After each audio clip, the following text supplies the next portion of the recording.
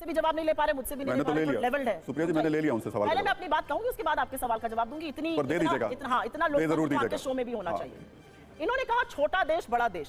आपके विदेश मंत्री ने ऑन रिकॉर्ड, जयशंकर जी ने ऑन रिकॉर्ड कहा है हम चीन से कैसे लड़ सकते हैं, वो इतनी बड़ी इकोनॉमी है, हम छोटी इकोनॉमी है। ये आपके विदेश मंत्री का कथन, या तो इसका खंडन करिए या उनको बर्खास्त करिए, क्योंकि चीन के आगे हमारी आर्मी आंख में आंख डाल के खड़ी है और आपके विदेश मंत्री ये कहकर उनका हौसला तोड़ते हैं।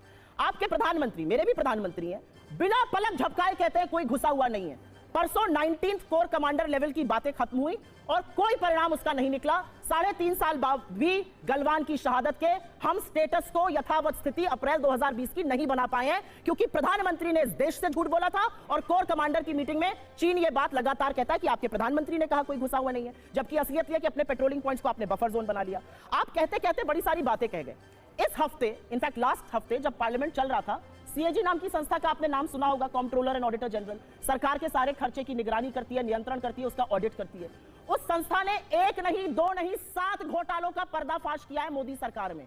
ये कहते हैं रिपोर्ट ही गलत है। रिपोर्ट हमारे घर में थोड़ी लिखी गई है, रिपोर्ट भारत के सदन के पटल पे रखी गई है, करिए वहां पर डिस्प्यूट। घोटाला है भारतमाला प्रोजेक्ट में। द्वारका का एक्सप्रेसवे, ये सुनिएगा, बड़ी इंटरेस्टिंग बात है। द्वारका का एक्सप्रेसवे बन रहा था, 18 करोड़ प्रति किलोमीटर पे बनना था, बना कितने पे आपको पता है? 250 करोड़ प्रति किलोमीटर पे। एक मिनट, आप बातें बता रही हैं, वो 2 किलोमीटर में मंगलयान पहुंच गया, उतने में हमने 2 किलोमीटर। 1 मिनट रुक जाइए, कुछ आ चुका है, सबको पता है। अरे उन लोगों को भी पता कर देते हैं। देश की जनता जागरूक है, देश की जनता जागरूक है।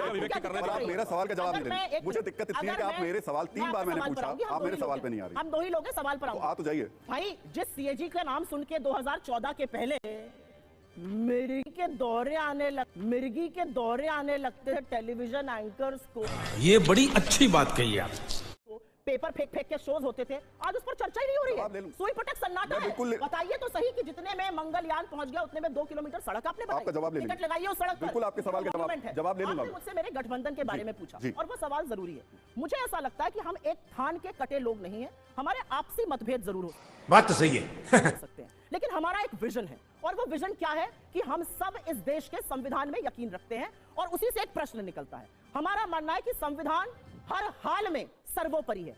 Prime ministers economic advisory council के चीफ है विवेक देबरॉय, उन्होंने एक लेख लिखा 15 अगस्त को और कहा 77वें स्वाधीनता दिवस पर कि भारत के संविधान को बदल देना चाहिए।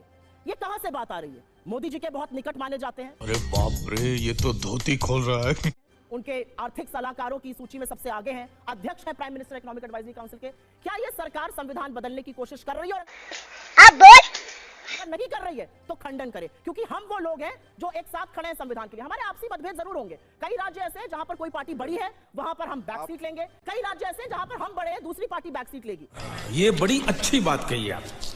मैं आपके ही सवाल का जवाब दे रही हूं। आम आदमी पार्टी से आपकी बातचीत हो पाएगी? आप ही के बोलने दे, तकलीफ हुआ है बेचारे को। बोल नेता बहुत खुल करके उनके खिलाफ बात कर रहे हैं। संदीप दीक्षित बोल रहे हैं, दिल्ली के नेता बहुत खुल के बोल रहे हैं। आपकी पंजाब यूनिट बहुत नाराज है आम आदमी पार्टी से।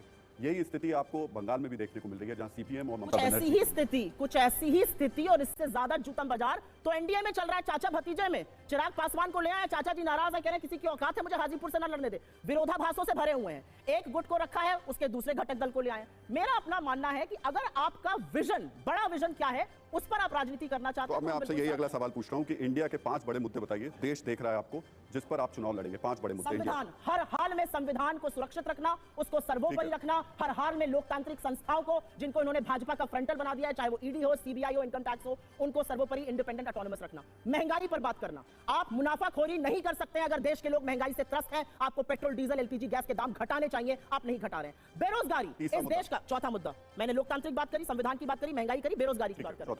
इस देश में रोजगार इशू नंबर 1 to 10 है। अगर हम अपने युवाओं के लिए रोजगार के अवसर नहीं बना रहे, 2 करोड़ का वादा किया था, 70,000 पर्चियां बांट रहे हैं, यह असलियत है। और 5वां बड़ा मुद्दा है, जिस नफरत के बाजार को ये पनपा रहे हैं, जिन बिट्टू बजरंगियों और मोनू मानेसर को ये पनपा कर नफरत की आंधी चला रहे हैं, उसको थाम देना और मोहब्बत की दुकानें। चलिए, अब सुधांशु जी 5 बड़े